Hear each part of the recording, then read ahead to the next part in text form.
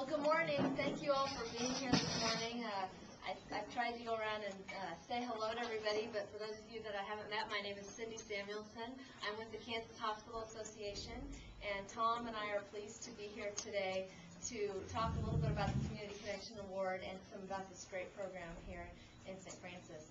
So without any further hesitation, I'd like to turn it over to Tom Bell, the President and CEO of the Kansas Hospital Association. Cindy, thank you very much, and thank all of you for being here this morning. This is a very important program for us, and we're thrilled to be here to be able to present this award.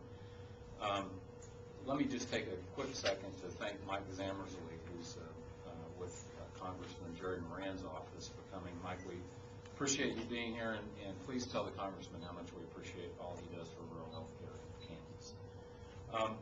You know, we started the Community Connections program several years ago because what we wanted to do was to show folks, or to demonstrate, that hospitals are more than just bricks and mortar. They're more than just a building, that they're really the community, that they're there 24 hours a day, 7 days a week, 365 days a year, to treat people in the community, to provide support for people in the community, whether they have the ability to pay for health care, whether they have insurance or not. They're there for them, that they reach out, and that they truly are part of the community.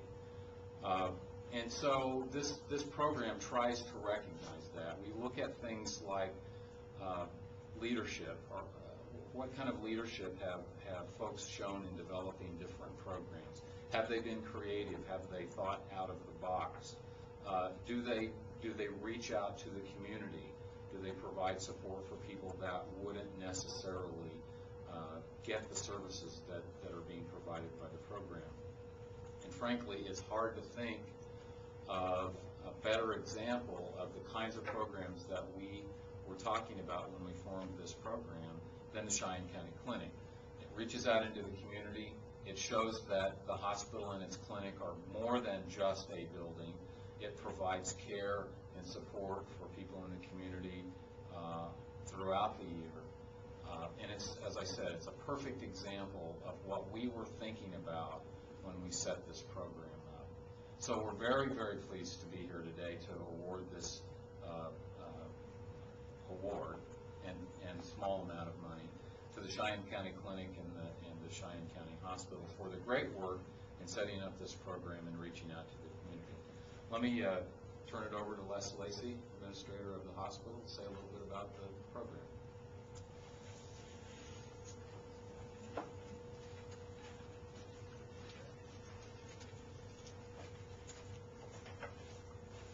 As I talk about the program, I can't help but also speak about the crew that runs the program and the crew that's helped operate the program. Erica Zimbelman has been a key part of this. Milo Bandel and the County Health Department has been a key part of this. And as I think about the history of the boards that we've had here, we had a pretty visionary board back when, and we did a step that was uncomfortable, I think, for everybody at the time, when we took on the County Health Department. And we were one of two hospitals in the state that did that at that time. And in doing that, that was kind of a step in this direction. And later on, as we look at what some of the community needs are, the fact that we have a lot of, I'm going to say, bad debt, and that bad debt really was charity care. It was people who don't have the resources to care for themselves sometimes. And that operating county health was a means to kind of move in that direction and try and care for those people. But further and beyond that, being able to identify a way we could better care for those people with a process was one of the key elements behind this. And I had the good fortune to have an opportunity to visit with Robert Stiles at the Kansas Department of Health and Environment, and he, on listening to what some of our challenges were, he invited Gloria Burmy from the next cubicle over, and she listened for about 2 minutes, and she invited Barb Gibson from another cubicle, and we had a little meeting in there, and they said, you know what you're talking about looks like a primary care clinic, and you're just not getting the grant for it, so you need to write that grant. And so we did. And then even as we did that, we had some components that were already rolling with our electronic medical record. And that put us in a position that we could approach case management as a component of that. And that actually dovetailed very nicely with our diabetes care grant that we have. And so all those things kind of blended together and brought us to this position. But you'll notice I've talked about a historic board, and I have a history, and I didn't mean to say history, Thank Sandra. you. I have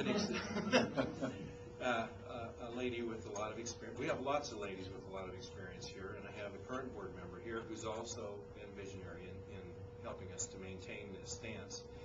I'll share with you that even as recent as the last quarter, we visited about how important and how we were matching up with our mission against our margin, and our margin is subterranean most of the time. And this last year's been rather challenging, but as we do that, we have a commitment